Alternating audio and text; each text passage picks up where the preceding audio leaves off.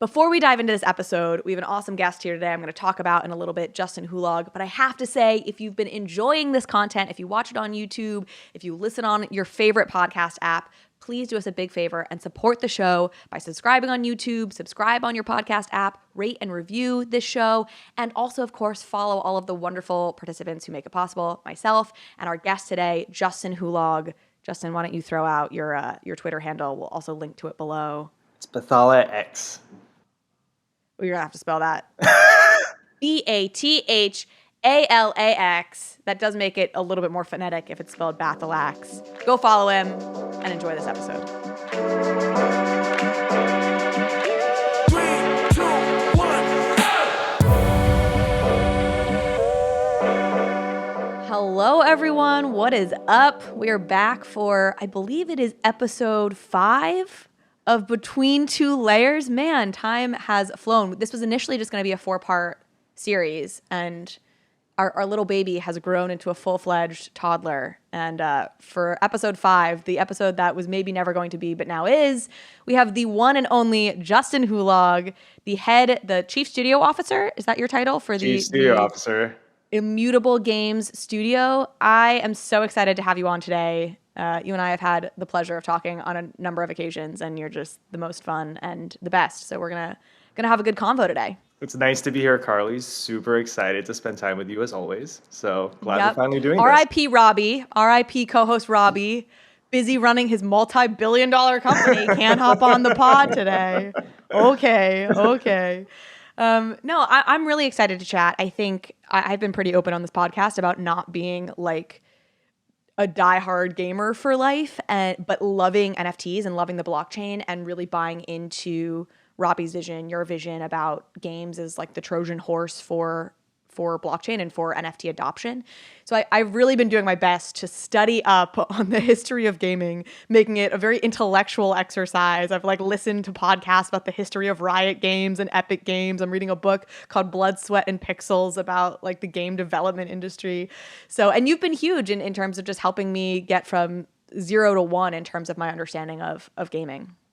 Awesome. I'm glad to hear that. And I hear we might also do a watch party for movies. Console games. So yeah, let's throw this out to folks and like hit us up at Twitter. We'll put our Twitter bio links in the show notes. Hit us up to let us know if you'd be interested. There's a documentary called Console Wars that I have been told is great to check out. It's about the conflict between Nintendo and Sega. Sega launched Sonic the Hedgehog, and it was like the first, I don't know, it was like the gaming console that was supposed to take down Nintendo. Maybe Justin, you can speak to it better than I can, but that's my understanding of the premise of this movie. And people have heard me say, like, I'm trying to learn about the gaming world history, and they're like, go watch Console Wars. It's annoying because I think it's only on Paramount Plus, so I'm now, of course, like roped into yet another streaming service that I didn't intend to be in so that I can watch this damn movie. But if you guys want to do like a watch party or something, we all like roughly try and watch at the same time and like live tweet about it, I'd be pretty game. Justin, it sounds like you're in. I've heard it's high drama, but also very educational. And I would be willing to get up at 6 a.m. in the morning to watch this because now I live in Australia, which is so far away from New York and LA. So we can make it work. So that's what I aspire to in my content. High drama, but very educational. That's every content creator. Don't we all though, Carly? Don't we all aspire? Yes. Controversy, but highly educational, so I can be taken seriously. Okay, maybe let's start here. Is there a current meta in the gaming world? Like, I don't know how stratified the gaming community is. Like, that's a question you can ask people who are in the NFT space. Like, what's the meta right now in NFTs? Is there a theme or a style of gameplay that's really like all the rage right now in gaming? So lots of people like, so I think that generally speaking, right? Like if you kind of think about when people, I call this like the private equity view of gaming, right? It's really all about sort of like maximizing audience size. And so there's a couple of form factors and a couple of sort of things to consider when building out a game. Like often people are like, well, obviously the reach is going to be bigger if you're focused on mobile because that allows you to hit emerging markets. There's a really strong focus on sort of the free to play model and kind of really building out an economy that allows you to get a lot of players, to jump into this space.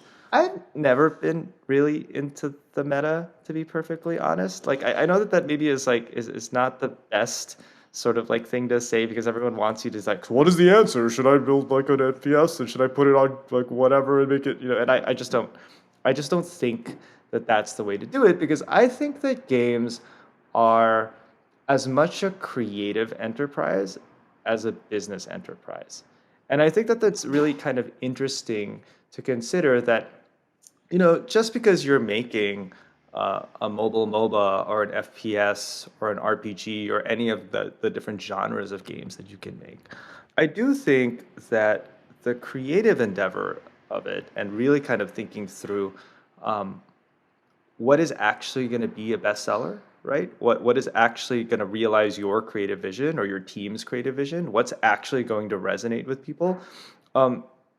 Is as much about the creative genius and the spark of the team that's building the game as it is about sort of all of the like meta business things that kind of go behind it, right? So I mean, of course, from a business perspective, you should consider that certain genres are going to have more potential reach than others, right?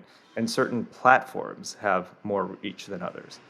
But I don't know, some of my favorite games have been completely impractical, and some of the pitches for new games that I've seen, like one of the games that I'm very interested in now, it's a upcoming like Web3 game, which is really about like cats in mech suits like shooting each other in this like futuristic like world, and it's a pretty like realistic like shooter, and the cats are really cute, and they kind of pilot the mech suits. Oh my God. Right. That's the feel. That is the thing. It's like that exact reaction. The oh my God, that's so like that's what you want to have when you're like the game that I'm super interested in, which is like right now, which is new, is a hyper complicated game called Manor Lords, which is basically you're just like this like medieval lord building out your town. But the cool thing about it is like when you go into the game and you zoom in, you can see the like guys like chopping wood and dragging the ox to the house in like hyper realistic. It looks really really realistic, and I was like watching this morning. I was like, oh my God, I totally want to play this game, and it's like a PC game. It's like strategy. It's like very niche. It's like, but like to a certain extent, it's like, how do you know what kind of book you're gonna like, or how do you know what kind of movie you're gonna like? Of course, there's things where it's like, well, if you make it in a certain genre, it might have more widespread appeal. But at the same time, like, how do you write a bestseller, right? It's not very easy to sort of boil it down to like a meta or a formula. There are things that might be more popular historically, but that doesn't necessarily dictate what's going to work in the future. Yeah, there's so much to unpack there. Like there were so many threads in there where I'm like, okay, got it. Let's get to that. Let's unpack that in a little bit. But it is so striking, and a lot has been made of this. So if people have been tracking the conversation around like blockchain gaming for a while, this is a very obvious point to make. But like free to play was such a controversial move when it came out, and like even mobile gaming, and it was And these got were a like lot genres. of hate, and still Got gets a lot so of much hate. I know there's like the story of Zynga when they like Farmville or one of their games won like game of the year, like they just showing up at like some game What happened awards studying Carly? night. I've been reading. Like they were like booed off the stage or whatever, like so much just this isn't a real game attitude that of course is exactly what we see in the blockchain space as well. And then now as we talk, I ask you about the meta and you're like, everyone's just trying to build. They're just like trying to chase the meta. They're just trying to build like a free-to-play game, which is so funny. And keep in mind, my thoughts about meta are from the perspective of someone who is making a game, not necessarily from the perspective of someone who's investing in a game. That's it's a different thing, right? Like I think from an investment perspective, you then do this analysis to look at sort of what's really popular and what's easiest to build, all that stuff. And then you're like, okay, that's the company I'm going to invest in. But when you're making a game, I kind of think it's like you want to think about it like if you're an artist and you have different mediums that you could work on. You could make a sculpture, you could make a canvas, you could use paint, you could use whatever, right? And you also have this idea and this vision, which one of those things is going to be most likely to help you realize that vision is actually a more healthy way to approach the process of making a game, because you actually then have something to make something good versus just something that'll be like middling. How does it work at Immutable? Immutable, the company, funds the Immutable Studios games, meaning you're not at the behest of a Microsoft or like, some, big other company to keep the lights on it and fund your games. Is that how it works? Yeah, we have a grants program and then we have a ventures program, and the difference between the two is that the grants program is a program that's meant to incentivize, um, you know, video game developers to build on Immutable, and they get a grant to kind of help support them. Ventures is one where we actually will make a more substantive investment, right? And I think that in those two programs, like the game studio and me or like someone from my team will sit on to provide some guidance to the folks that are sitting on it from a an investment perspective, right? And there's a scorecard. There's a pretty detailed scorecard that lays out essentially the private equity version of what I was sort of describing, right? So like, what is the team's funding? What does the team look like? Like, what is their experience in building out the game? What's the potential reach of the genre? How far along is it in development? Right? Like all of the things that you would want to look at before making an investment. But like one of the points that I think is really important to think about is that when you're funding a video game, it's more like funding a movie, right? Like, But like even harder, like a game is because there's a lot of different storylines that could play out, and there's game economies you have to think of. Like reading up on like how video games get made, I'm like, this has got to be the hardest shit in the entire world. Like, how does anybody pull off making a video game? maybe, but I kind of think that they're equally hard because ultimately what you're sort of gauging is whether the creative vision that someone is putting together has the potential to reach like, success, right? Whether you define that as financial success or sort of like number of players, or whether you define that as some other thing, and generally speaking, the investment criteria that a company looks at when they're thinking about funding a game is like, how many players will it get and will it make a lot of money, and so yes, but in the same way that when you're looking at a movie, right, where you have to, and by the way, I don't work in movies. I have friends who work in movies in LA that, oftentimes their eyes glaze over when I talk about video games, and I'm like, no, but we do similar things. And they're like, no, you're a nerd. It's the same. Right. Yeah, like, you're a nerd, and I know Ryan Reynolds. So exactly. Like we are not equals. When I lived in LA, it was so easy because there's a big video game developer scene in LA, and I'd stay, in my little bubble on the west side, and it just assumed that everyone who lived in LA just played video games and didn't see the sun and like wore pajamas to work every day, because I was like, and then I'd go over to go visit my friends in wherever, right, on the east side mostly, right, like I feel like this is the thing with movie people in LA. They all have some amazing little like 4-bedroom house in like Silver Lake that they got in like the early 2000s or whatever. That they're like it's just too much, right? And they're like, oh yeah, how's the video game stuff? And they're like, oh yeah, I was like catching up with Uma or whatever over the weekend. I'm like, like, oh my god, okay guys, Whatever. Wait, what were we talking about? You were talking about that it's actually they're quite similar processes. It's whatever your metric is. It's about figuring out, will you get the viewership? Will you get the players? Will you get the money? And there's the thing about like, okay, like, does the creative concept make sense? Does it connect? And all those things that you just talked about that are complicated, like the economy. And yes, I agree that they are complicated. But if you've been working on it for a while, you can kind of see what will probably work and what won't work, And then do you believe that the team can execute on that vision well, right? Because not everyone who's going to try to make like Lord of the Rings is going to make Lord of the Rings well, right? There's this element of like, you could have all of the right elements, but still it has to be executed well. And and even then, even after you sort of put all of those criteria in, there's still this element of luck. Like, I would never have thought, for example, that 50 Shades of Grey would have been a huge hit. And it was, Yeah. And like, I don't know.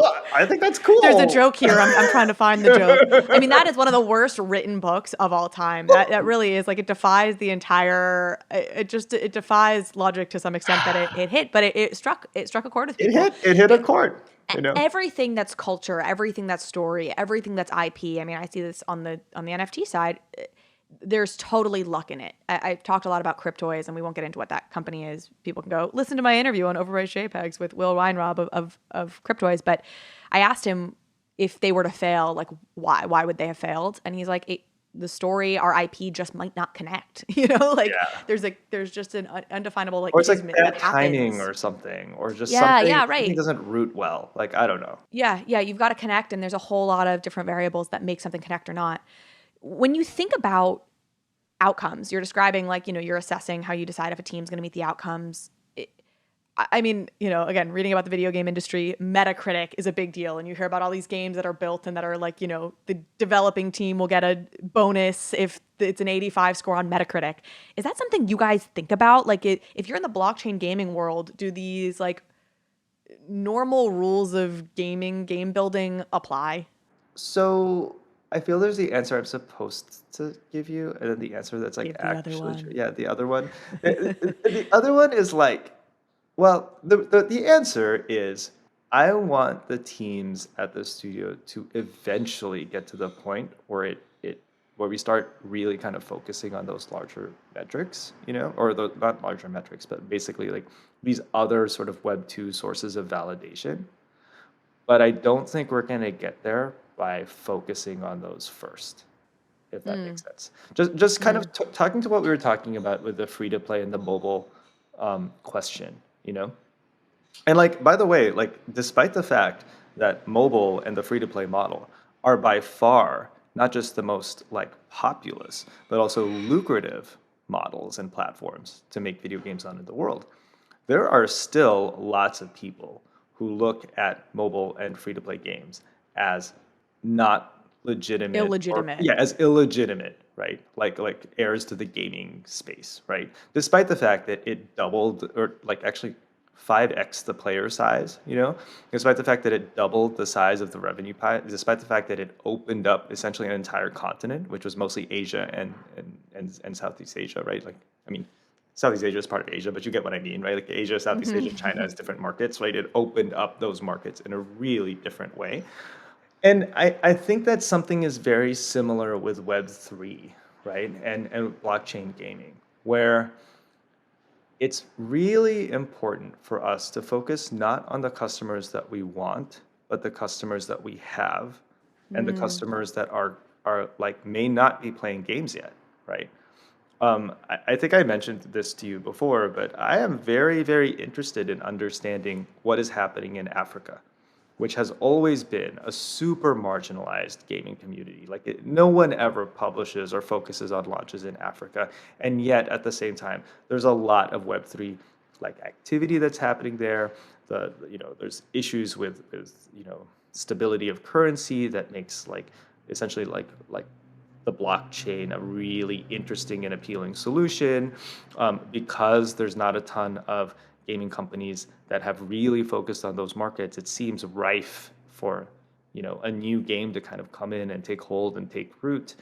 Um, and if you know the like blue ocean, red ocean, purple ocean thing, to me seems like a pretty big blue ocean space. And it's possible that in the future, you know, markets that have always kind of been secondary or tertiary markets like Africa, the Middle East, Latin America, that may be where the next generation of gamers come, and that may be where the audience is. And by the way, I'm not saying that that for sure is it, but I am saying that the main reason to think about Web3 is like, how does it expand the pie? How does it break the meta instead of change the meta?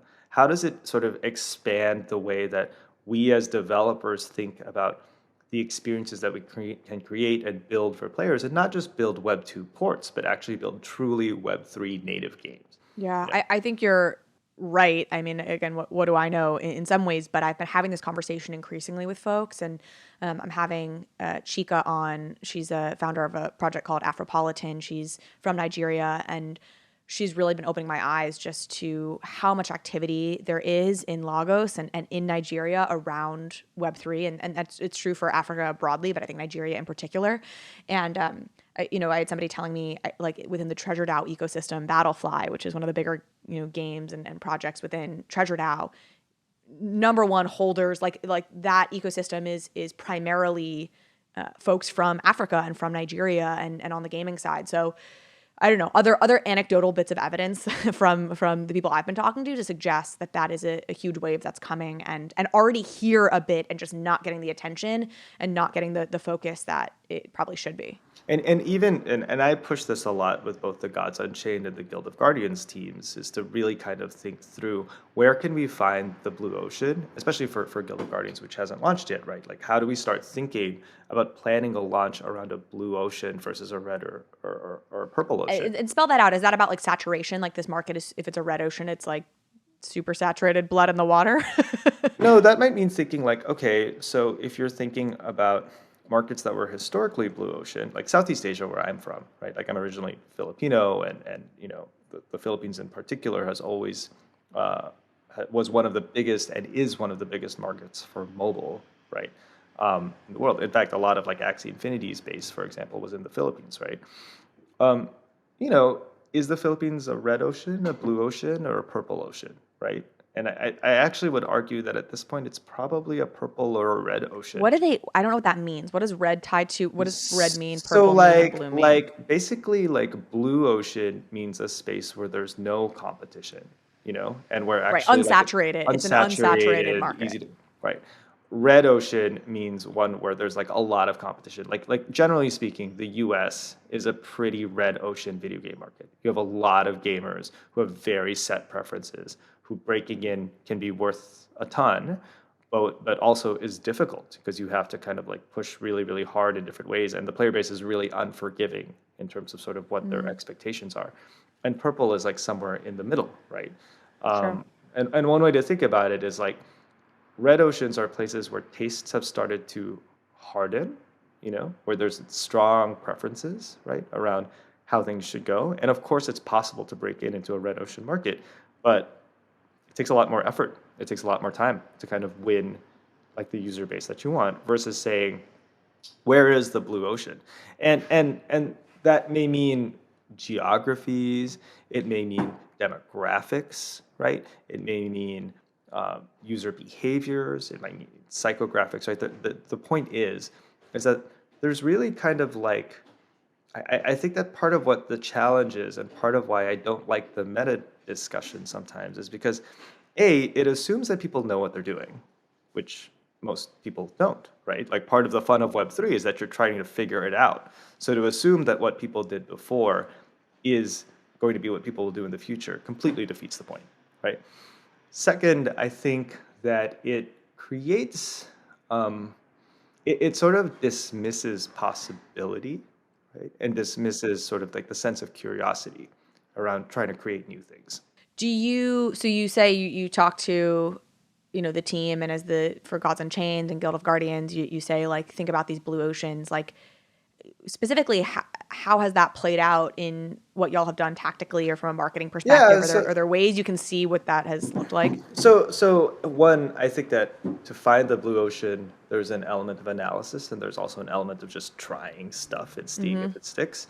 Gods Unchained, for example, last month started to really kind of shift and change the way that we thought about building out the game. And one of the challenges that we've been really kind of thinking about is this question of how do you break away from a traditional Web 2 or even like a physical card game, right? Pulling away from those mechanics and use Web3 to its fullest advantage, you know? Whatever you're doing is working, because Gods Unchained is just living up in that like top 10 trading spot on the checking your DApp radar, your OpenSea top collections, and it's like Gods Unchained, day Not after gonna day. lie, super relieved that some of this stuff is working, you know? You're like, oh, thank God. Yeah, thank Job God. secured. No. No, seriously, it's been really exciting because we had this point where we were like, okay, so there's all these games that like, you know, there's all these other card games that we think about that we try to emulate, right? Like Clay, for example, came from Magic the Gathering. Hearthstone, obviously a huge card game. Legends of Runeterra, which I worked on at Riot, another card game that people think about, right? It's best in class card games, right? And then of course, there's all the whole range of like other card games out in the market, like Shadowverse, right? Even Fate Grand Order to a certain extent is like a collectible card game, or it's really it's another kind of card game. And I was like, okay, well, like generally speaking, there's been this like tension between like gacha collectible card games and like hardcore, like mechanic-based card games.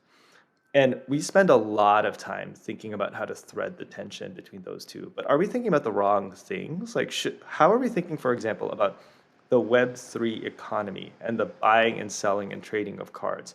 And how are we thinking about how the story in the game actually changes and influences what happens in the economy, and connecting all of those things to make something new? Because the something new is the reason why we are all here, right? We're not trying to sort of port what happened in the Web 2 space to this card game. We might have started with that as like a way to kind of build up to where we are now, but this is the point where we have to diverge and make something awesome and new and cool. And so one of the things that we've been experimenting with is the idea of like really fleshing out lore, right? The stories that are told within the game, and really kind of like explaining what is Yukos. And we have this character that we launched, which is a new card that came out called Therial, the God of Light. So full disclosure, Therial, the God of Light, I kind of hated for a long time. He was my like least favorite god. So in this act, basically, he really pisses off the cosmos and gets thrown down from heaven, right? Justin's personal vendetta is coming through here. Justin's like, this is it. We're going to right this wrong that has plagued me for far too long. It's sort of true. And then Gods Unchained hit #1 in the on Dap Radar. But I was like, let's do this and let's have fun with it. So like, let's think about how the Web 3 and the Web 2 elements kind of combine. So we have a couple of problems that we have to solve with this Therial problem. First, we need to show the world that like, or show our players what the world of Yukos' rules are, right? Which is this world where there's like a cosmic balance. There are these gods that are constantly trying to screw up that balance. And there are these mortals that sometimes have the potential to gain power. And maybe if they're good, like the cosmos will turn them into gods. So we have this god who tried to break the balance, like Therial, my least favorite god, right? Constantly screwing with the cosmos. The cosmos gets super pissed off and is like, you are no longer the god of light. I'm going to throw you to the earth, right? And if you actually, I'll send you a link to this afterwards, and maybe we should flash it on the screen for folks to see. But like, we basically turned Therial from this kind of like smug god of light who I hated, and turned him into who we affectionately call vampire boyfriend Therial internally, right? He like literally falls down to earth. He turns dark. He gets this kind of like super dark vein, right? And becomes immortal that can now fit into the deck. So this becomes interesting for a couple of reasons. One, the story is actually really interesting and compelling. Two, we then took that story and threaded it through to both the Web 3 and the Web 2 portions of the game. The Web 2 portions of the game is that a new card comes out, it's super cool, right? It has a lot of cool powers, and it can fit into any deck, not just light decks, you know?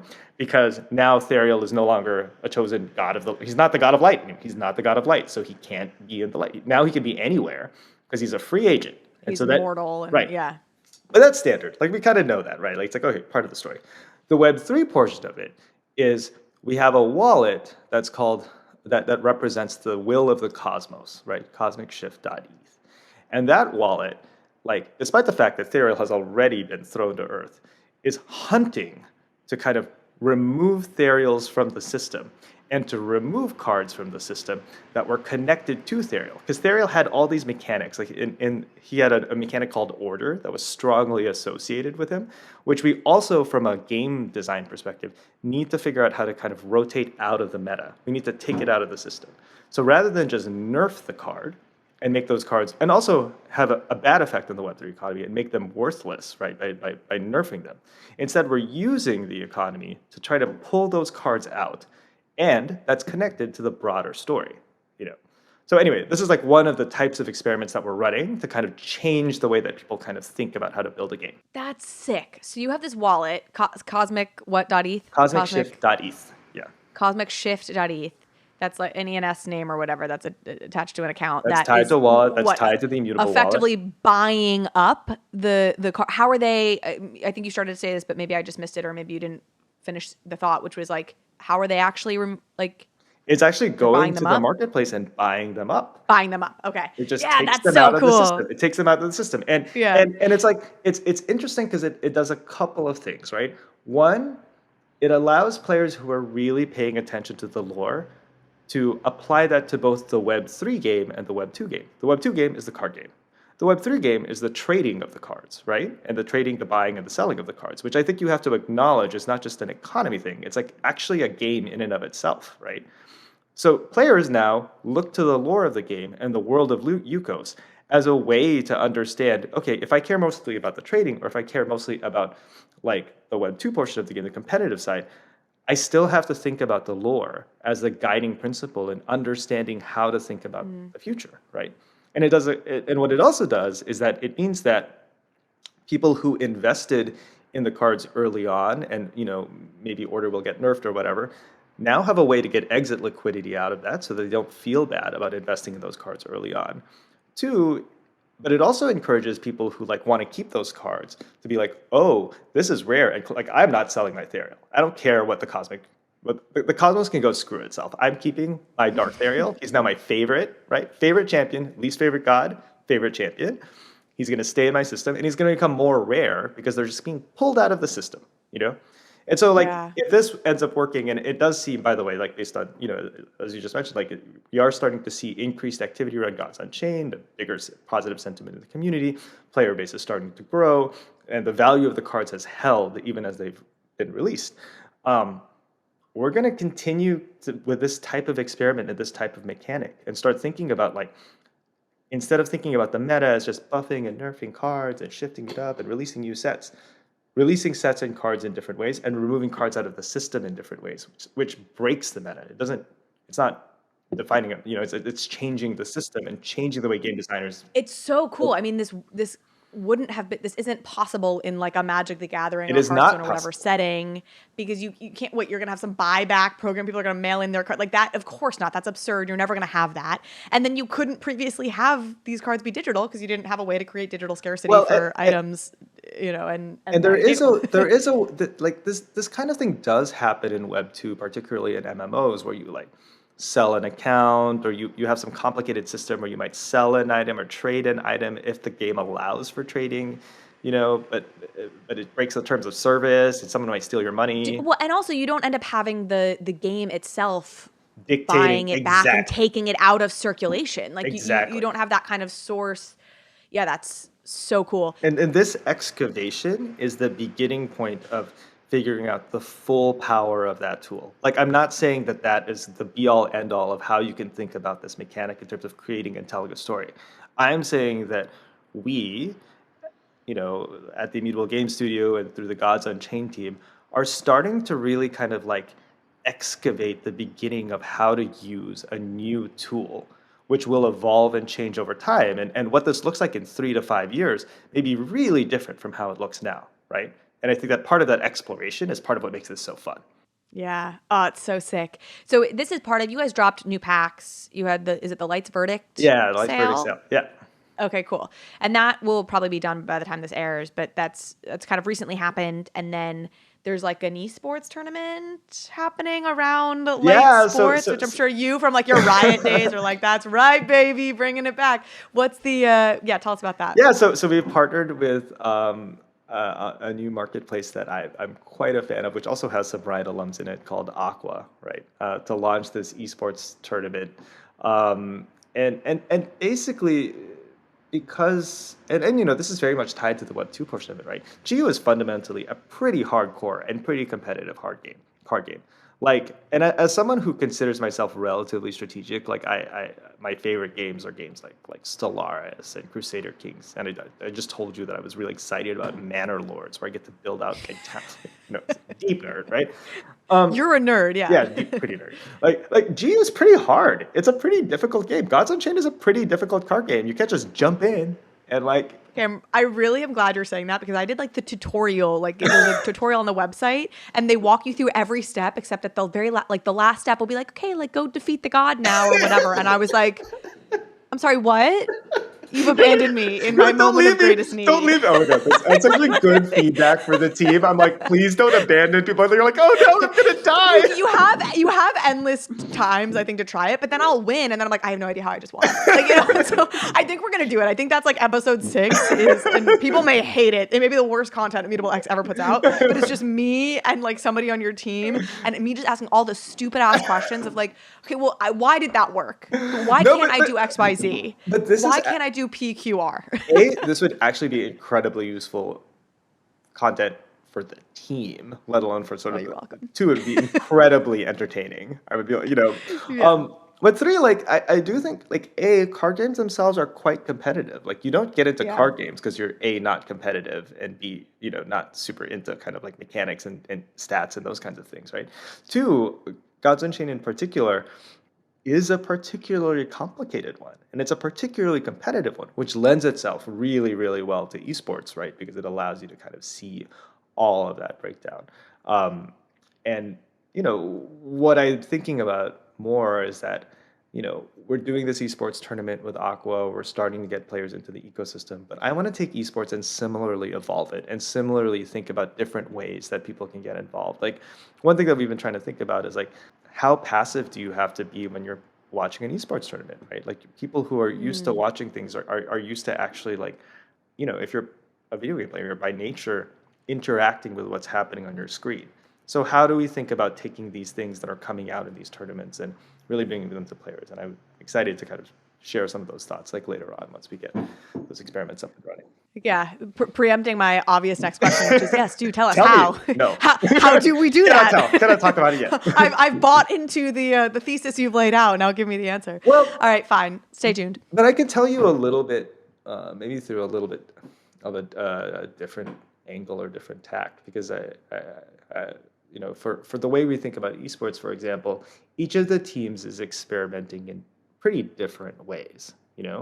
So like Guild of Guardians, for example, partnered with some of the largest like esports teams in the world to think about essentially creating playable characters, which is like pretty cool, like got like a lot of buzz. And they're doing their own set of experiments that are pretty exciting and interesting to sort of think about as well, So Yeah, like Ninja and Pajamas. Am I pronouncing that right? Like, isn't that like you got like these big names? that Cloud9 is in there, are- like like there's a ton of really strong teams that have been participating in the sale. And it's the esports teams like foray into Web3, which has a different tack, right? It's about bringing different awareness before a launch to a new audience.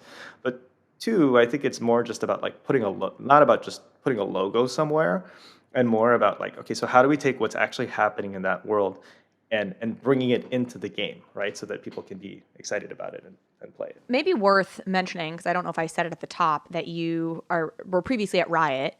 And I feel like Riot was really integral in the whole like esports league movement. Yeah. Did I read am I remembering my history book I correctly? would actually argue that Riot probably was Like- the company that invented and made Created esports a it thing. effectively. Yeah. So when did you join Riot? What year was that? God, so stop it with the specifics, Carly. But I want to say that I joined Riot in like 2018, 2017, maybe 2017, something like that. And what at that point was it that had really drawn you to them as a company? It was- And what do you feel like have been like the biggest learnings that you've really carried It was with you? 2 things. So one, when I joined Riot, Riot was Riot Game. There was no games. It was just League of Legends, right? League And of Legends. And 2, an increased focus on Southeast Asia, which is where I'm from. And so I was brought on essentially to run the Riot SEA team, which included Southeast Asia and Taiwan. And also to think about what the plans for launch were for the new games. So Valorant, Legends of Runeterra, Teamfight Tactics, Ruined King, and the last thing that I launched before I left was Arcane, which is the Netflix show right within Southeast Asia.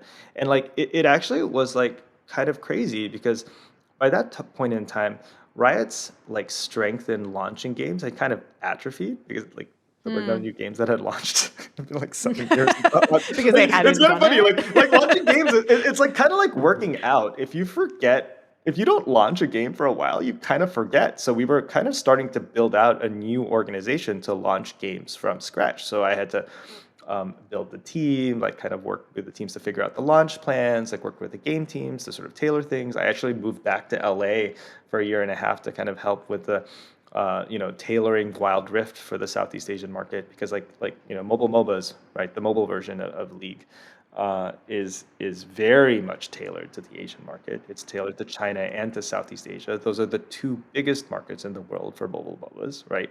And so it requires you to think about different things, like some things which are like sort of more easy to see, like for example, like the UI, like that like kids these days play video. I say kids because like I'm definitely not a kid anymore, but when I play a mobile game, I play it like this with my thumbs.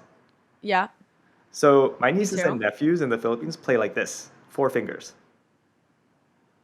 Just do it. Just try it. Just try it. Absolutely not. I'm sorry. I can tell you using my brain thinking about it that how do you hold the phone? Because are we gonna just like rebuild phones in different ways? Rebuild hands. Rebuild your hands. Yeah. Rebuild my brain. I actually do not have the muscles in my pointer fingers. No, absolutely not. Turn it the other way. Turn it the other way. Oh. No, that's not how you play a mobile game. You play like that. I don't play mobile games. Exactly. If you're not watching this on YouTube, it's probably worth it. Carly holding her phone wrong. Okay, whatever. Okay, nerd. Sorry. Okay. But yeah, so Got it. like you watch competitive. But I mean, it's still an absolutely not. I mean, it makes it slightly easier to hold the phone, frankly. But imagine moving all 4 fingers at the same time while you're playing a game and tapping and pinging and doing all those things, right? So you actually have to design the UI in a different way. But also you have to think about other things like, like most people in the West, for example, and I say the West to mostly include like Europe, the US, Australia, right? Have like one payment method. You have a credit card, it's connected to your Apple Pay, you pay that. You buy content that way. In the Philippines, like where I'm from and in Southeast Asia, you have like literally like hundreds of payment methods, right? Like it's like you can buy content at the 7-Eleven and top it up. You could get it at the PC Cafe. Most people don't have credit cards. It's mostly unbanked. So you actually have to integrate all these really, really specific payment channels into your game to be even able to recognize revenue. So you can't even get the revenue if you don't have the hooks in, because most people don't have a credit card. And you have to think about these. And actually, so how do they? What do they do? So they don't have a credit card, so it used to be that like you'd have to go and get like essentially like vouchers that you'd buy at a store. But because in the same way that like Southeast Asia leapfrogged, what are they called? Analog phones to mobile phones, right? So the reason that mobile is so like popular flip phones. Well, it's like, the landlines. No one has a landline anymore, but like, sure, yeah. Like it took a lot longer for the West to switch to fully mobile phones than the landlines, because there were landlines, right? And similarly in Southeast Asia, there were no landlines, so everyone just flipped straight away to mobile. People have leapfrogged into mobile payments from credit. Like it's like nowadays, I think at least the last time. I mean, that's true in Africa too. I think, right? You have a lot of friends in Africa that are heavily mobile payment based. Yes, mobile payments, right? It's all the. But how is that? So there's lots of different ways to do mobile payments. You're saying, which is why we need and lots of different ways to buy content. So there's companies that are very specific to, like, for example, if you're trying to buy something on Grab, you can buy game content through that. You could buy it through Shopee. You could go straight. You could buy. But there's not like one payment hook that you're using mobily. Each country. I'm like actually having a hard time wrapping my head around. Country this. has a lot of different how ways to buy content, right? And they want to buy content in different increments. So it's like, we don't think anything of buying like $10 worth of content or $5 worth of content at any given point in time. But sometimes the increments you want to buy are much, much smaller, And so you have to start changing not just how you pay, but also how you design your SKUs so that it's more tailored to the market. And so anyway, all these things are interesting. Like China is also its own different beast, right? Where everything has to be plugged into WeChat and it has to connect in all of these different ways. And so you just have to do tailoring in a really different way, So anyway, point being, that's what I did. You're getting at something. When I put out that you were coming on the show and people were putting out their questions, we'll get to some audience questions maybe specifically in a little bit, but I want to throw out one here that I roughly understand it. I don't know if it's a problem with the way they framed it or if it's a problem with me, but I think you're starting to address this question, and I just want to put it to you explicitly, which is it was like sort of a negative critical question, which is like, why are all these games on IMX pandering to the free-to-play people who don't contribute to the games economy, even though every other type of NFT project measures their success by the value of their investments? It seems like scarcity is taboo at Immutable. So you can tell me if you understand this question well enough to kind of speak to it, but I feel like we're kind of getting at the answer there, which is you saying, I think it's really valuable to start looking at these places where there's maybe blue ocean, and we're kind of targeting there. I don't know. I'll let you answer. I think that's true. I think there's also an element of experimentation as well, right? Because I don't necessarily know that the monetization model for Web3 games have been fully defined, right? I So think it very much hasn't, it very right? much I hasn't, feel like right? it's been kind of a disaster, like, Yeah. it hasn't worked so well so far. And by the way, I think that there's something where it's like there's a little bit of bias implicit in the question, right? Because like as someone who comes from a primarily like free to play market, I think that people who play the games actually do contribute to the game economy because they invest like time and engagement, and that leads to a big player base, which makes it more competitive, which adds to the desirability of the items within the game, right? It's a really different sort of frame, I think. I think that first, if you're playing a game, your primary motivation should be because it's fun. And I think that if you're looking at a game as a way to make money, that entrance point is actually Yeah. kind of like suboptimal to a certain extent because your orientation will always be about what is the return that you're getting on your investments. Whereas like I think that a better way to sort of compare it is that if you're playing, say, Web 2 Valorant, where after getting good at Valorant, you get, whatever, a gun buddy or a skin, and you have to pay for that skin, right? Versus you get good at a game, and then you get, that skin for free, or you can resell it, or you can trade it off, right? That to me is more of the value because I don't think it's sustainable for everything to be in, every NFT to be worth like 10K or whatever, right? Like I think it's really difficult. Like that's not a sustainable entry point. But so that's one point. But the other point about it is that I do think that the things that you buy should hold their value, right? Like it does feel bad if you buy something for like $50 and then the next day because of some shift in the game, it drops in value to like 10, And so I actually think that that's the problem to solve. It's not really about scarcity or increasing the value of investments because I don't think it's sustainable. People are just going to jump from one quote unquote investment to the other, and they're not going to do the thing that makes a game valuable, which is playing the game. Yeah.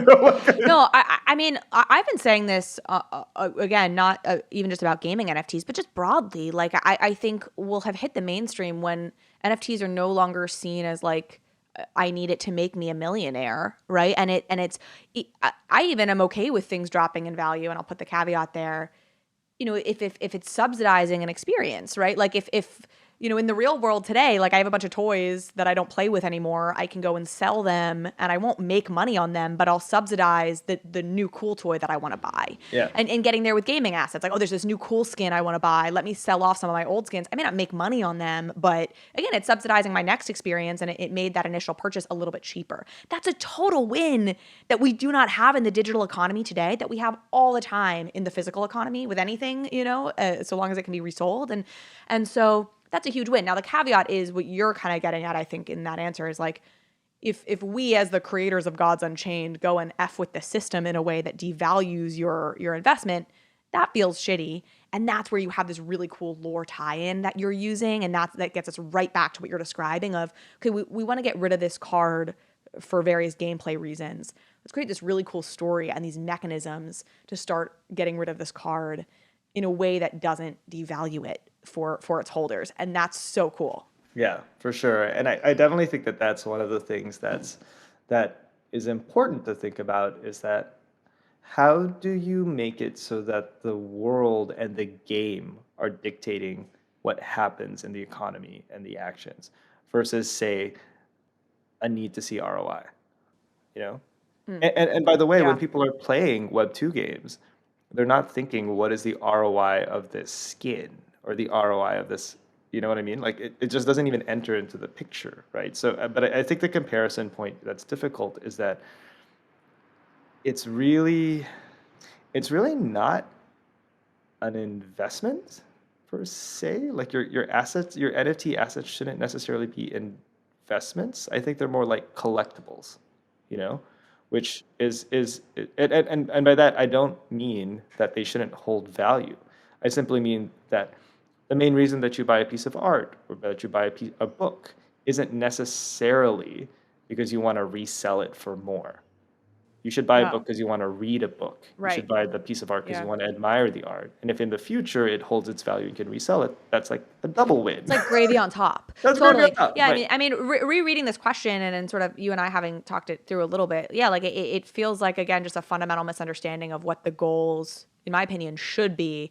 You know, it's really saying like, why don't you first and foremost value my NFT as a speculative, Why don't you think of me as a speculative as vehicle, a wealth Yeah, and it's like, management well, fund? because we actually, yeah, exactly. Why don't you handle my retirement? It's like, well, because first and foremost, we want to get a lot of people playing games. Yeah. And this is the other thing too. I feel like if we grow the pie of NFT holders and users, whether they know it's an NFT or not, that's the only way any of this stuff, frankly, holds its value over any period of time. And so the goal for everyone in this space, gaming, otherwise, is like, let's just grow the dang pie of people who are doing this, and the rest I think can follow in more important ways. And you know, I'll even take this like outside of gaming. Like you and I have talked before about like NFTs and collectibles and like, you know, I started collecting NFTs maybe a year ago now, you know, a year and a half, something like that, right? And for the most part, I've held a lot of them. I wasn't ever really a flipper, right? A, because I didn't really have time, and B, because I'm not that good at it, you know. Nobody is. Right. But like through the bear market, where there's been a lot of FUD and a lot of people like are like, oh, screw this project and what's happening and oh my god, it's all crashing. Um, I've still been pretty happy with my NFTs because the main reason that I minted them or that I bought them or whatever wasn't fundamentally because I was looking to flip them, but in the same way that I like right now, by the way, Carly, I've gotten really into plants. I've gotten really into collecting rare plants.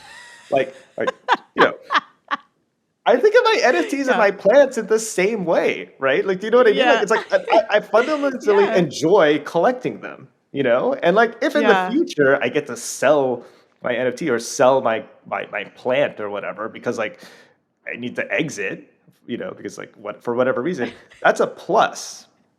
But the fundamental thing for me is I'm collecting it and I like it and I really enjoy it intrinsically Yeah. for what it is as a collectible, not as an investment, you know? Yeah. So Yeah, that there's something about you collecting rare plants that like really completes a picture of like, you know, like you were destined to become somebody who like loved rare plants.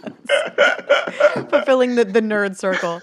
Let me ask something that Robbie has talked about a number of times in sort of abstract terms that I think is really cool as a concept is IMX is a hub for developing sustainable blockchain games or developing these blockchain gaming models that can allow future games that are building on Immutable, but probably, frankly, he would say wherever they want to build to kind of use those models. I mean, I think probably Zynga did that to some extent for free to play, but just building these sort of initial primitives on like, here's how these economies work, here's how the story works. I'm assuming the lore stuff we've been talking about is part of that, but is there more that's maybe worth expanding on this concept of like, what are these kind of basic primitives you guys are figuring out so that other people in the future can seamlessly make their blockchain game? So I said at the beginning of this that, you know, anyone who says that they totally know what they're doing is totally wrong. But what I will say is that here at Immutable, we're writing down the things that we don't know and tracking when things are going well and then disseminating them to the people. So like the experiments that we will do in the studio, for example,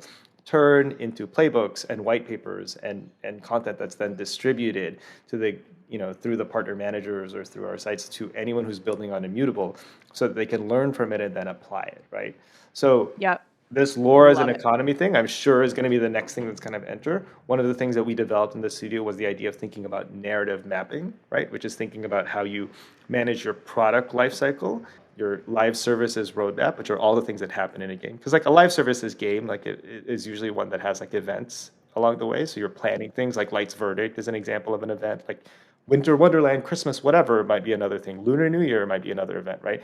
And then mapping that to community sentiment so that you can actually then manage your community based on your product and your gameplay beats, and they're directing it versus reacting to it. So that's like another example of something that we were really kind of pushing on. Another one that we think about is running and managing an economy machine. Another one we've been thinking through is like, how do you write your white paper? Because there are some things, for example, around like how we design the tokens for Gods Unchained that I probably would have shifted and changed based on the white paper. And for the new games that we're thinking about launching, I'm proactively starting to think about that, right? Thinking about like tokens that are explicitly designed for a multi-game future or a multi-IP future versus retrofitting a single game in. So all of those things are examples of the ways that what we do within the studio like then gets translated out and works with folks who build on Immutable, and many of the Immutable games that build on us have partner managers, or we call them like customer success managers,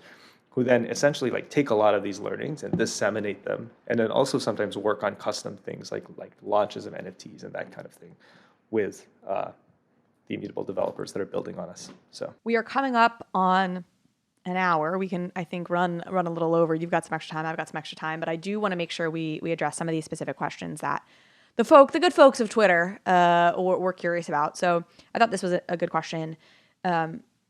Which genre of games, if you think there is one, do you think will be the big breakthrough for NFTs? And I guess same question. Too hard. Same question. It's the same question as the one before, which is which genre of games. I mean, I think that the game that will break through the NFTs is the one that's going to just be like that, create that oh my god moment, right? Cats in mech suits. Oh my god, right? Like that's the thing, right? Like, and whether that's 50 Shades of Grey or like, I'm trying to look at a book that's not 50 Shades of Grey that's on my bookshelf, right? Like Anne Carson's Knox, right? Did you just say I'm trying to look for a book on my bookshelf that's not 50 Shades of Grey, which makes it sound like cut that out. Cut that out. A bookshelf full of 50 Shades of Grey. To be fair, if you're not watching this on YouTube, I do not see a single copy of 50 Shades of Grey on a very full bookshelf. It just happened to be the way you phrased that. I also don't know why I keep talking lent about itself that for book. hilarity. It just keeps coming up. But anyway, I do think there are genres that are more likely to break through. Okay, so let's do that. Like, TCG or your MMOs or your RPGs. See what I know? Yeah, See all the acronyms I've learned? Wow, that's okay. Damn girl. Okay, cool. Yeah. What up? What up? Hey, student. So far since our New York car ride. I would say that probably the ones that I think have the biggest potential are your MMOs, your FPS, your first-person shooters, right? And your mobile MOBAs. And the reason that I think MMOs naturally lend themselves to a Web3 economy. In fact, like Web2 players of MMOs have been essentially trying to hack together a Web3 economy for many years. Like I think about Eve and Albion. So the economy portion is all built in. The only thing is, can you get a game that has like enough production value, right? Or enough accessibility and a good enough story to drive people into that economy? That's really kind of the question. It's a quality and experience and gameplay question versus, say, the economy adoption question. I think that I point to FPSs and to mobile MOBAs mainly because they have broad, widespread appeal. And I would also include, battle royales into that, right? As games that like lots of people like to play and jump in and kind of, play at scale, where things have a lot of value, like a skin has a lot of value. It sort of makes sense to me that there are things that are in that Web2 economy that could translate to value in Web3, But at the same time, I don't know. I also think there are new kinds of games that are emerging, which like I'm surprised at, right? Like there's this game Aglet that's built on Immutable, and I had lunch with the founders the other day. And I was really kind of like surprised because it's like a game that's kind of like Pokemon Go, except it's for sneakerheads. And so then like you walk around and you spin, and then you can get like sneakers to dress up your avatar. But if you spin enough, that translates to being able to get real sneakers. And so like it's a game, but it's not like a genre that I like. There's no like Yeah, no, yeah. mobile sneaker. You know what I mean? Like, and so that, right, that's It's got no acronym. right. That's what I mean. It has no set acronym, and that to me is like an example of one where like they've gotten a ton of users. There's a ton of people that haven't played video games before. One of my really good friends, like partners, is I accidentally mentioned this to them, and now their partner's obsessed, like walking around their neighborhood trying to collect little sneaker things. And he doesn't play video games; like he's an artist, you know. And so that's where I think that oh wow, the blue ocean may actually be in different places, right? It may not be in the geographies, which is historically where it's been before. It may be in people who haven't played video games before but are super into fashion, you know, people who haven't played video games before but like are really interested in other things, right? And so to me, that other unknown category of things that have no acronym, that's where I think there's a lot of interesting potential that I've been kind of keeping a close eye on in the space. And does it just mean for you, like just staying super open, super curious, flagging in your brain that you want to find that blue ocean new category, which Yes. means you're just more likely to soak it up when it comes, and probably have already soaked up one that will end up being a thing when executed properly? Well, I think it goes back to like, I mean, you think you can tell from this conversation that like my general bent is towards collecting things, right? Whether it's NFTs or rare plants, Rare or plants. books or game stuff, right? Like I'm always collecting something, you know? And my partner worked in art, which I think also contributes to this collection issue that we have in our house, right? We have no room to live anymore. Yeah, but like It's just full of stuff. but you know how like if you are into something, you just nerd out on it, right? Like Oh, you're yeah. always following stuff. Like I have a friend who's super into like fashion and purses and watches all the YouTubers and follows all the TikToks and follows all the trends. And it's the same thing for me in video games, right? Like I'm just always like for fun when I'm going to bed, I'm trying to read up on what's happening next or watching a new trailer or watching a review of something or that kind of thing. And so that helps this stay close to, like I think it's possible to stay close to the ground on what's happening if you don't really fundamentally have interest in it beyond the business interests. But I have a personal interest on it. Like what I do for fun on the weekends is like we work out, we buy things we don't need and collect them, and we play video games. That's literally what happens in my house. So, you know, like Love it. You're in the right job. Another question from Twitter. What are the biggest unexpected surprises working in Web3 over Web2? And I'd say maybe this is just a broader question of like biggest differences or you can say, well, no, I mean, look, gaming is gaming and it's totally similar, but I think the biggest difference is that actually people who are quote unquote like Web3 experts like know less about Web3 than I would have expected, you know? Because I had sort of assumed, and this isn't at Immutable, it's like everywhere, right? Like I just have spent a lot more time talking to people in the space, is that like, I always thought that because I was outside of the space that I was like 3 steps behind. But because I had been like buying NFTs and in the Discords and minted things like doodles, like I was actually like quite ahead in a funny way, Yeah. or like on par. Like I was like, oh, huh. yeah, you're like, I'm not behind. I'm not actually. so Yeah. behind. So that was like Turns actually, out, yeah. that was actually something that I thought was really interesting and actually made me feel more confident about this like experimentation, curiosity-driven approach to kind of solving Yeah, I some of love the it. problems in Web3. Do you have a take or a perspective or on something that I've been hearing more about that is really interesting to me, again, as sort of a gaming outsider, but this attaching AI to NFT characters or to AI NPCs or this idea that will evolve into a place where games are necessarily about like the skill of the shooting, but now it's about like training up your AIs to be the most powerful team. And it sounds like you have a take. So I'm not, so maybe we could just talk about AI generally. So I actually am not sure that I have a very strong perspective on the like getting the AI to play the game for you, because I think that like then you're just making a team manager essentially, and it's like a different kind of game, you know.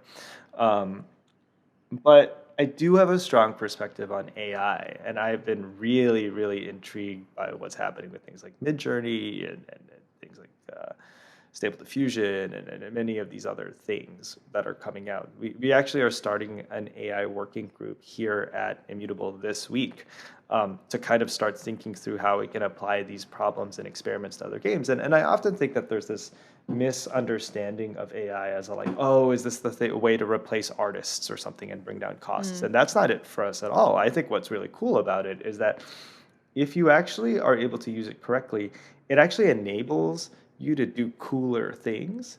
So like for us, making, for example, a 3D card or a video card, right? Like a card that where the art is video, it's just incredibly labor intensive. So we don't do it because it's just too difficult to do. But if you're able to kind of shortcut that and skip straight ahead to that because you can use AI to break through some of these processes, that becomes really interesting. I think the idea of AI to generate new levels and built into sort of like how an experience is different every time you see it becomes really interesting. I think the idea of using AI to kind of think about how NFTs can evolve and shift over time, that becomes really interesting. So I just think there's a lot of interesting things happening in the AI space, and a lot to be curious about and a lot to explore. So Yeah, I do too. I will say, in the spirit of, again, like not a gamer, I remember, I'm sure Madden maybe still has this feature. I don't remember, but like, my brother would play Madden, and my favorite part of Madden was very much not playing football where I had to like know the buttons, and I was terrible at that. But it was like you could like manage your player's career, and they would sometimes get like to like invited to like star in a movie, and like I would just like wait for my character to get like a message on his phone, or whatever, to being like, you've been invited to try audition for this movie. And I was like, I just want to be this guy's like manager. I don't actually care about playing a football game. So I hear this like AI player, I'm like, that sounds fun. Like I'll just train the team up, and I don't have to know to press A or C. Yeah, or like how to move this dang little analog stick thing, or how to use your index fingers to play like this. God dang. Yeah, exactly. I don't even use video game controllers. You think I'm going to master 4 fingers on mobile? I think not. So yeah, I'm excited. I'm trying to intellectual my way into being a gamer, which is obviously not the way to do it, but maybe someday. All right, we're closing with some fun questions that I think might be fun for social. Some day in the life. What is it to be Justin Hulog, master of the future of gaming? We kind of did this with Robbie, and it was like deeply depressing because I was like, oh, you are everything I guess I should have thought, which is like you get up at like 5 a.m. and work out for 2 hours and then just like cruise through your meetings and crush a book and like all the things.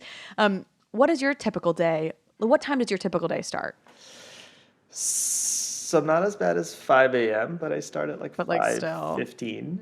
5:30. Oh, shut the hell up. Are you serious? Are you trolling me right now to be like, it's not 5 a.m., it's 5:15?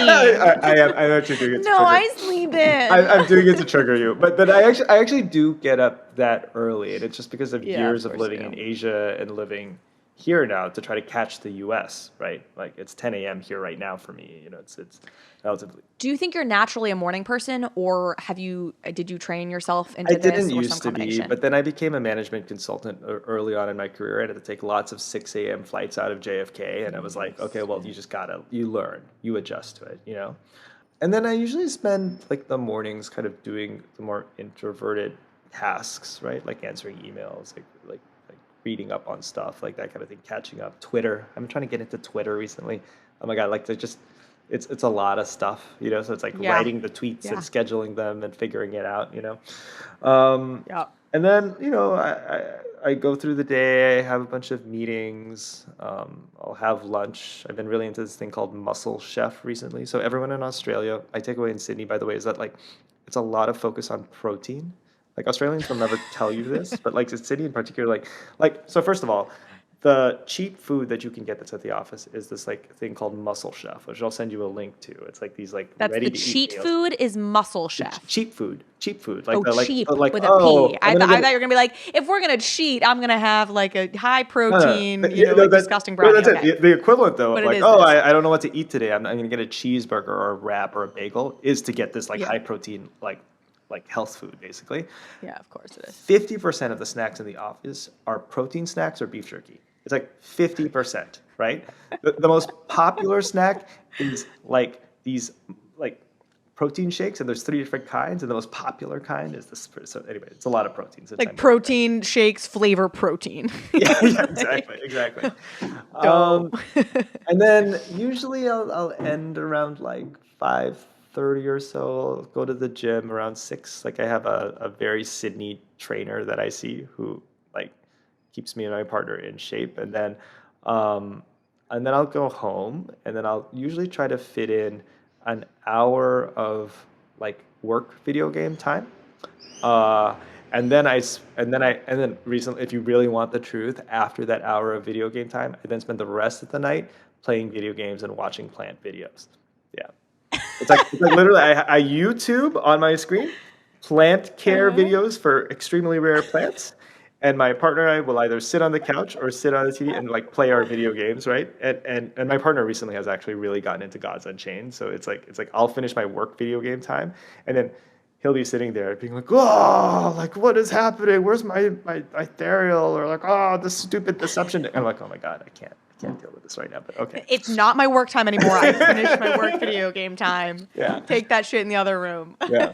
And then Take your toxic work behavior. take your toxic go away. Yeah. Yeah. Damn, man. I recently got a glucose monitor, which is like usually people who are diabetic, but you can actually just like use it to kind of monitor your daily like glucose swings, because I struggle with protein and I love me some carbs. And I'm like, oh, there's definitely like ramifications to this. And anyway, so I'm learning that I need to up my protein. So I guess maybe I should move to Australia. That's the excuse, so that I am surrounded by protein heads. Guilty Netflix binge. It sounds like it's rare plant videos, but Yeah, it's a lot of rare plant videos now. To be perfectly honest, Shadow and Bone series. I watch a lot of like fantasy, like like I've been watching like the Lord of the Rings. did you Rings like of it? Power, It wasn't a Rings big of controversy. Power. Rings of Power. That's Rings of right. I Power. should know it. It's on every Amazon shipping box I get. It's on all of my Alexas. It's So controversial. What do you think? so it's like beautiful, and I'm watching all of them because I actually like Lord of the Rings. I find it really boring. Like it's which is actually a good thing because it's good to watch in the background while I'm doing something else. But I'm not sure that's what they wanted me to Yeah, no. feel. You know? Yeah, I don't think Lord of the Rings is ever going for like just like subtle like emo background TV music. show. Yeah, my I white don't, noise. Yeah, I don't That's think like that's not. what they were going for when they made this like Yeah, $400 Tolkien's million. not like, yes, my vision has been realized. So yeah. Fair enough. Okay. Anything you're currently reading? Oh, I'm rereading Wind Up Girl. Have you heard of this book? Wind Up Girl? No. Say more. It's a book about kind of like the world goes through like environmental collapse, basically. And basically it's the story of how like humans have created these like androids, and it takes place in Thailand, which has become a huge like agricultural like epicenter, basically. And so it's a dark sci-fi, like not post-apocalyptic, but like environmental disaster sci-fi mystery. Okay, last question. And maybe there's no answer to this because, like you said, you buy and you hold. Biggest NFT paper hand move? Biggest NFT paper hand. When did you sell and it was just like so dumb? I sold a doodle pretty early at the time. I think I sold it at like 1 ETH. That was early. It was like 1 ETH by like day 2 of it existing. Yeah, it was like day 2. So I sold it would've at been like day pretty 2. big. Yeah. So maybe that was it. Yeah.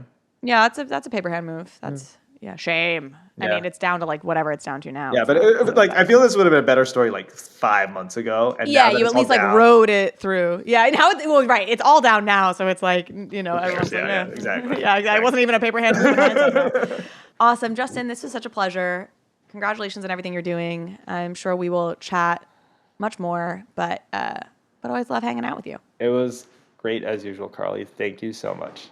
And don't forget to follow Justin for all the updates about what's happening at IMX, but also probably just your thoughts on the world. Like, you're just wise and interesting. And as we've indicated, like, just follow this space. So if you're interested in what's happening in gaming, I feel like you would be a fantastic follow. And that is Bathalax. I'm going to spell that. That's at BATHALAX. Man, that was your first mistake. That's a problem on Twitter, is that dang name. No, we'll link to it below. Go give him a follow, and we'll see you next time.